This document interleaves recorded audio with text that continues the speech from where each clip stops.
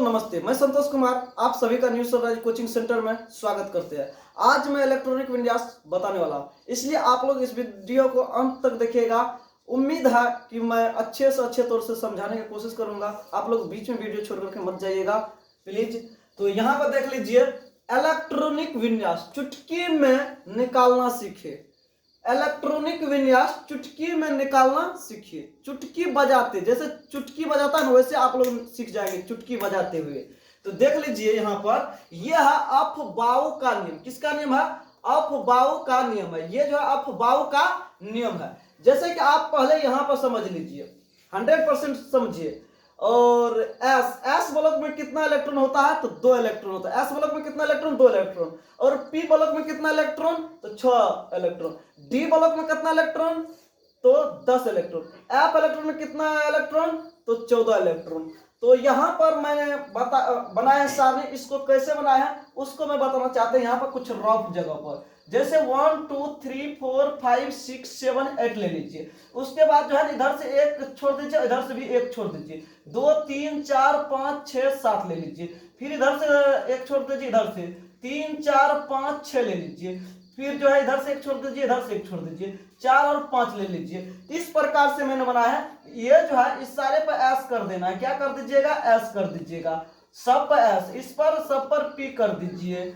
और उसके बाद इस पर आप डी कर लीजिए। अंत तक देखिए वीडियो को। उम्मीद है 100% आप लोगों को समझ में आएंगे। ये इस पर एफ कर लीजिए। तो पहले एस, तब पी, उसके बाद डी, उसके बाद एफ करिएगा। इसको क्या किया है, इस प्रकार से हम जो है सजा दिए हैं। कैसे सजाए हैं? ऐसे सजा दिए हैं। तो देख रहे हैं आप लोग कैसे सजाए हैं। इस प्रकार से हम इनको सजाए हैं, ऐसे सजाए हैं। और उसके बाद तीर का निशान इसको लगाए हैं इस प्रकार से। तो ये एक रफ चित्र मैंने बताए हैं, समझाए हैं कि कैसे मैंने इसे बनाए हैं। तो उसी प्रकार से आप देख लीजिए, यहाँ पे इलेक्ट्रॉनिक विन्यास को मैं कुछ लिखे हैं। तो देख लीजिए 1s2 1s2 1s2, क्योंकि एस में कितना इलेक्ट्रॉन, एस ब्लॉक में कितना इलेक्ट्रॉन? 2 इलेक्ट्रॉन होता है, इसलिए 2। उसके बाद इधर से देख लीजिए, इधर से घूरे हैं, इस प्रकार से घूरते हुए आए तो 2s मिला है। क्या मिला है? 2s। रास्ते में क्या मिला? 2s। इसको भी पकड़ लिया है, 2s दे दिए। s पे कितना इलेक्ट्रॉन? 2 इलेक्ट्रॉन, तो s2 हो गया। फिर इधर से घूरते हुए जा रहे थे, तो इधर मुझे रास्ते में 2 मिला, तो 2p6 हो गया। और उसके बाद फिर मुझे 3 मिला, तो 3s2 होता है। क्योंकि आप जानते हैं s पे कितना इलेक्ट्रॉन? 2 इलेक्ट्रॉन, तो 3s2। उसके बाद फिर इधर से घूरते हुए जा रहे थे, 3p मिला। p पर कितना इलेक्ट्रॉन? p पर 6 इलेक्ट्रॉन, तो 3p6 हो गया। और उसके बाद रास्ते में क्या मिल रहा है मुझे? 4s, तो 4s2 हो गया। फिर इधर से मैं इस प्रकार से घूरते हुए जा रहे थे तो मुझे 3 मिला, 3d10। d पर कितना इलेक्ट्रॉन? 10 इलेक्ट्रॉन। d पर कितना इलेक्ट्रॉन? 10 इलेक्ट्रॉन। वही क्या है? 3d10 कर दिया। और उसके बाद 4p6 मिला है। उसके बाद 5s मिला, 5s, s में कितना इलेक्ट्रॉन? 2 इलेक्ट्रॉन, 2 कर दिया है। उसके बाद फिर इधर इस प्रकार से हम घूरते जा रहे थे तो मुझे 4d मिला। d पर कितना इलेक्ट्रॉन? तो 10 इलेक्ट्रॉन, तो डी पर 10 इलेक्ट्रॉन दे दिए। और उसके बाद क्या मिला? 5p मिला। 5p पर कितना इलेक्ट्रॉन? 6 इलेक्ट्रॉन, 6 इलेक्ट्रॉन दे दिया है। फिर मुझे 6s मिला, तो s पर कितना इलेक्ट्रॉन? तो 2 इलेक्ट्रॉन, तो 6s2 हो गया। ठीक उसी प्रकार से मैं इधर से जा रहे थे, इधर मिला 4f, तो 4f पर कितना इलेक्ट्रॉन होता है? तो 14 इलेक्ट्रॉन। d पर 5d10, उसके बाद 6p6, उसके बाद 7s2, उसके बाद इधर से आए यहाँ पर तो 5f14, उसके बाद 6d10, उसके बाद 7p6, उसके बाद 8s2। तो उम्मीद है कि आप लोगों को यह समझ में आ गया होगा किस प्रकार से मैंने इसे लिखे हैं। तो चलिए यहाँ पर कुछ तत्वों की संख्या लिखे हैं। जैसे हाइड्रोजन का परमाणु संख्या 1 होता है, इसका मैं इलेक्ट्रॉनिक विन्यास निकालना चाहेंगे। यह कौन नियम है? तो अपवाह का नियम। किस नियम पर यह चल रहा है? अपवाह का नियम पर। तो एस ब्लॉक में कितना इलेक्ट्रॉन? 2, पी ब्लॉक में 6, डी ब्लॉक में 10, एफ ब्लॉक में 14। तो उम्मीद है कि आप लोगों को समझ में आए होंगे। तो यहां पर लिखेंगे 1s1, क्योंकि हाइड्रोजन में कितना इलेक्ट्रॉन? 1 इलेक्ट्रॉन, लेकिन एस में फुल इलेक्ट्रॉन कितना? 2, लेकिन चाहिए कितना? 1, तो देंगे 1। उसके बाद 1s2, क्योंकि हीलियम में कितना इलेक्ट्रॉन? 2 इलेक्ट्रॉन, तो 1s2 हो गया। उसी प्रकार से इसमें लिथियम में कितना इलेक्ट्रॉन? 3 इलेक्ट्रॉन, 1s2 3s 1 हो जाएगा, क्योंकि 2 1 3 इलेक्ट्रॉन हो गया। इस बेरिलियम में 4 इलेक्ट्रॉन, 1s2 2s2, तो 2 2 4 इलेक्ट्रॉन हो गया। ठीक उसी बार बोरॉन में 1s2 2s2 1s2 2s2, और उसके बाद क्या रहा 2p। उसके बाद कितना चाहिए मुझे 5 चाहिए, 2 2 4 हो गया, चाहिए कितना, तो p पर 1 इलेक्ट्रॉन दे देंगे। उसके बाद कितना, कार्बन में कितना इलेक्ट्रॉन 6 इलेक्ट्रॉन, कार्बन में कितना इलेक्ट्रॉन 6 इलेक्ट्रॉन, तो 1s2 2s2 2p 2 देंगे, क्योंकि 2 2 4 2 6, कितना इलेक्ट्रॉन चाहिए 6 इलेक्ट्रॉन चाहिए, इसलिए 6 इलेक्ट्रॉन। नाइट्रोजन में कितना electron 7 electron, 1s2 2s2 2p,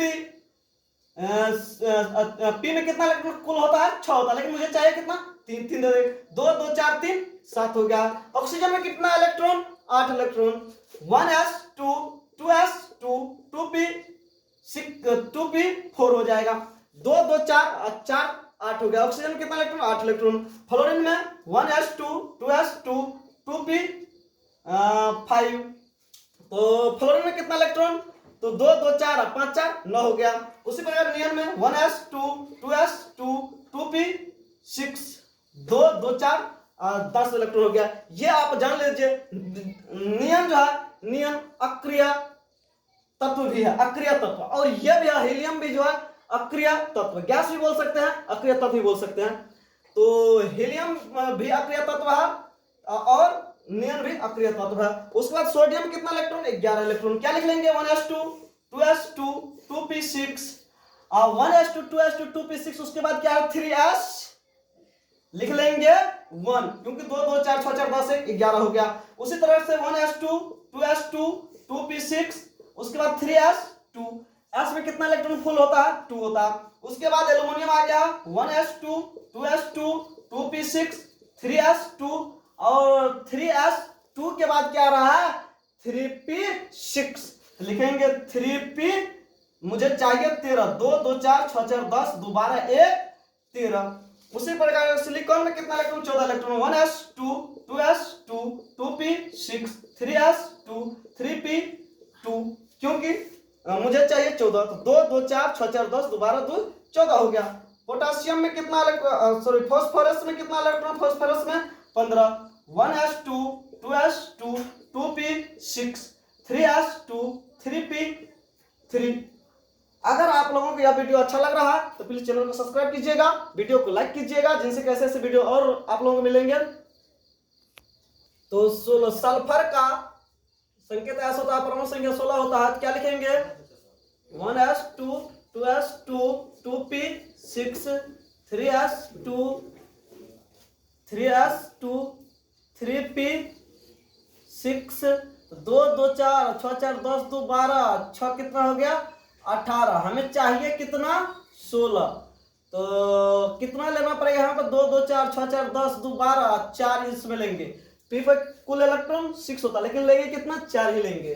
ठीक, क्लोरीन का कितना 17 होता है, 1s2 2s2 2p6 3s2 3p5 हो जाएगा, 17 चाहिए। आर्गन का 18 होता है, 1s2 2s2 2p6 3s2 3p6, 2 2 4 6 4 10 6 10 8 18 हो गया।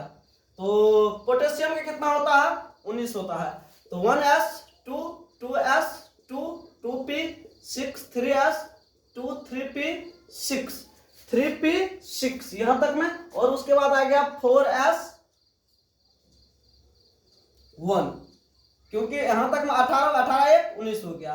ठीक उसी प्रकार से कैल्शियम का भी ले सकते हैं, 1s2 2s2 2p6 3s2 3p6 और 4s2 20 हो गया। इसका जो है ना पोटेशियम का आप एक और रूल से बना सकते हैं, एक और रूल वो भी बता देना चाहते हैं। जैसे मान के चलिए आर्गन में कितना होता है 18 होता है, तो ए आर लिख दीजिए इस प्रकार से। आर्गन कहां तक में हो जाता है तो 3p6 तक में, इसको याद रखिएगा। 3p6 के बाद कौन आता है 4s1 लगा सकते हैं, इस प्रकार से भी आर्गन हो गया, सॉरी पोटेशियम का हो जाएगा। ठीक उसी प्रकार से इसको भी कर सकते हैं ए आर। तो आर्गन का क्या होता है 18, मुझे बचा कितना इलेक्ट्रॉन, 20 में से 18 आ गया आर्गन में, तो बचा कितना 2, तो 4s2, तो 18 2 कितना हो गया 20 हो गया। इस प्रकार से भी आप परीक्षा में आता है, इसलिए इस रूल को भी जानिएगा। तो अगले नंबर हम सेकेंड नियम के निकालेंगे। 1s2 2s2 2p6 3s2 3p6 4s2। अब 4s2 के बाद क्या आ रहा है? 3d10 आ रहा है, लेकिन मुझे इलेक्ट्रॉन चाहिए कितना? 2 20 1 21 चाहिए, तो 3d10 नहीं चाहिए मुझे, लेंगे कितना? 1 लेंगे। इसको आप इस प्रकार से भी लिख सकते हैं। आर्गन का 18 होता है, और उसके बाद लिख सकते हैं 4s2 और 3d1। तो इस प्रकार से भी आप लिख सकते हैं। और ठीक उसी प्रकार से इसका टाइटेनियम कितना होता है? 22 होता है। तो क्या लिखेंगे? 1s2 2s2 2p6 3s2 3p6 4s2 3d2। 22 होता है, इसलिए डी पे कितना इलेक्ट्रॉन? 2 इलेक्ट्रॉन। इन सारे को जोड़ेंगे कितना हो जाएगा? 22। 2 2 4 6 4 10 2 12 6 18 और 2 20 और 2 कितना हो गया? 22। इनको मैं एक और रूल से लिख सकते हैं, जैसे आर्गन का 18 और 4s2 और 3d2 तो 18 2 20 2 22, इस प्रकार से भी लिख सकते हैं। तो और उसके बाद है वेडेनियम का। वेडेनियम का कितना होता है? 23 होता है। तो 1s2 2s2 2p6 3s2 3p6 4s2 और 3d3 हो जाएगा। 3d3 हो जाएगा, क्योंकि 23 चाहिए इसलिए 3d3 हो जाएगा। इसको जो है एक दूसरे रूल से भी लिख, ये भी यहां से यहां तक आप लिख सकते हैं। यहां से यहां तक में ही यह पूर्ण हो गया। एक दूसरा भी रूल है, उस रूल को भी हम समझाना चाहते हैं, इसीलिए इधर भी बता रहे हैं कि ऐसे भी लिखा जा सकता है, ऐसे भी आप लिख सकते हैं। ये भी 100% सही है, इसलिए या का चिन्ह लगा देते हैं। या तो ये लिखिए या तो ये लिखिए, दोनों में से कोई लिख सकते हैं, 100% सही है। तो इसको भी आप लिख सकते हैं ऐसे करके। आर्गन का कितना होता है? 18 होता है, और उसके बाद 4s2 और 3d2 है, 3 हो जाएगा, तो 23 हो गया। तो यहाँ पर 18 2 20 3 23 हो गया। क्रोमियम का 1s2 2s2 2p6 3s2 3p6 4s2 3d4। तो यहां पर आप देख लिए एक जो है अपवाद है। तो अब डी में कुल इलेक्ट्रॉन 10 होता है। हाफ इलेक्ट्रॉन बनाने के लिए डी को कितना चाहिए? 1 और इलेक्ट्रॉन चाहिए। हाफ इलेक्ट्रॉन मतलब डी 10 का आधा 5। इसलिए हम यहाँ पे क्या करेंगे? इस डी को हाफ इलेक्ट्रॉन मतलब 5 कर देंगे, एस को 1 कर लेंगे। तो ये जो है परीक्षा में बार बार आपको पूछे जाएंगे, इसीलिए अगर देखिए डी के जगह 4 रहे उसको 5 कर दीजिए, एस में से 1 इलेक्ट्रॉन घटा दीजिए। तो इसको भी आप ऐसे करके लिख सकते हैं। आर्गन में 18 4s1 हो जाएगा, ये 4s1 हो जाएगा और 3d5 हो जाएगा। तो 18 1 19 5 24 पूर गया। तो इसको आप जो है ना अपवाद है, इसको अच्छे से समझ लीजिए। मैग्नीशियम का कितना होता है? 25 होता है। मैग्नीशियम का कितना होता है? 25 होता है। 1s2 2s2 2p6 3s2 3p6 4s2 3d5, ये कितना हो गया? 25 हो गया। इसको आप लिखना चाहते हैं तो ऐसे भी आप लिख सकते हैं। आर्गन में 18 और 4s2 और 3d5, 18 2 20 5 25 पूर गया।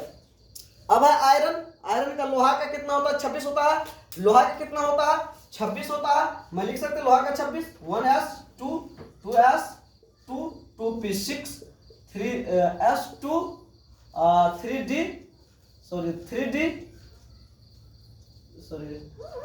3p6 होगा, 3p6 4s2 3d6। तो 2 2 4 6 4 10 2 12 6 18 2 20 6 26 हो गया। इसको भी आप ऐसे करके लिख सकते हैं। आर्गन में 18 होता है। इस दो रूल में से या तो आप ये लिखिए या तो आप ये लिखिए, ये दोनों में से आप कौन लिख सकते हैं? या तो आप ये लिख सकते हैं या तो आप ये लिख सकते हैं। इन दोनों में से दोनों सही है, ये हमेशा याद रखना है। तो 4s2 और 3d6, 18 2 20 6 26 हो गया। इसको एक कोबाल्ट CO परमाणु संख्या 27 होता है। 1s2 2s2 2p6 3s2 3p6 4s2 3d7। तो कितना हो गया 10 2 12 6 18 2 20 7 27 हो गया। इसको भी आप इस प्रकार से लिख सकते हैं। आर्गन में कितना होता है 18 अब 4s2 और 3d7। और उसके बाद है निकेल। निकेल में कितना होता है परमाणु संख्या 28। निकेल में कितना होता है 28 होता है। कितना होता है 28। 1s2 2s2 2p6 3s2 3p6 4s2 3d8 हो जाएगा। तो इसमें क्या हो जाएगा आर्गन में 18, इसका भी ऐसे करके लिख सकते हैं 4s2 और 3d8। अब कॉपर। कॉपर तांबा में कितना होता है परमाणु संख्या 29 होता है। 1s2 2s2 2p6 3s2 3p6 4s2 3d9। तो 9 होता है। 10 पुराने के लिए इसको कितना इलेक्ट्रॉन चाहिए 1। 10 पुराने के लिए इसको कितना इलेक्ट्रॉन चाहिए 1। तो G को हम 10 पूरा लेंगे और S में 1 कर देंगे। इस प्रकार से हमेशा याद रखिएगा D में अगर 9 आ रहा है तो उसको आप 10 कर लेंगे। कितना कर लेंगे 10। तो कितना हो गया 10 हो गया है। तो इस प्रकार से इसको जोड़ेंगे कितना हो जाएगा 29 हो जाएगा। तो कॉपर का ये भी एक अपवाद है। इसको भी आप हमेशा एक तरह याद रखिए, ये भी एक अपवाद है। तो इसको आप ऐसे भी लिख सकते हैं। आर्गन कितना होता है 18 4s2 सॉरी 1 4s1 3d10। अब है जिंक। जिंक का जस्ता कितना होता है 30 होता है। जिंक जस्ता कितना होता है 30 होता है। 1s2 2s2 2p6 3s2 3p6 4s2 और 3d10। ये पूरे जस्ता का 30 होता है। कितना होता है जिंक का 30 होता है। इसको देख लीजिए आप। आर्गन का कितना होता है 18 18 2 20 और 10 30। इस प्रकार से आप लिख सकते हैं। आर्गन का 18 2 20 और 10 30 हो गया। और गैलियम का कितना होता है 31 होता है। इनको भी आप ऐसे लिख सकते हैं 1s2 2s2 2p6 3s2 3p6 4s2 3d10। और 3d10 के बाद क्या आ रहा है आपको 3d10 के बाद क्या आ रहा 4p6 आ रहा। तो हम लिखेंगे 4p1। तो 10 30 1 31 हो गया। जर्मेनियम कितना होता है 32 होता है। 1s2 2s2 2p6 3s2 3p6 4s2 3d10 और 4p2 हो जाएगा। इस प्रकार से गैलियम का हो गया। तो इसको आप एक और रूल लगाना चाहेंगे। जैसे मैं बताना चाहते हैं कि आर्गन में 18 होता है। 18 आपको कहां तक में पहुंच जाता है S यहां तक में आपको 18 पहुंच जाता है 3p6। देखिए 2 2 4 6 4 10 2 12 6 18। उसके बाद हमको बच क्या जाता है ये सब बच जाता है। इसको हम यहाँ पे लिख सकते हैं 4s2 3d10 और 4p1। इसमें भी जो है आर्गन का 18 होता है। 18 के बाद हमें बच क्या जाता है यहाँ तक तो 18 होता है। यहाँ से लेके यहाँ तक कितना 18। 18 के बाद 4s2 3d10 4p2। जय हिंद दोस्तों। अगर आप लोगों को यह वीडियो अच्छा लगा है प्लीज चैनल को सब्सक्राइब कीजिएगा, वीडियो को लाइक कीजिएगा, जिनसे कैसे ऐसे वीडियो आप लोगों को हमेशा मिलते रहेंगे।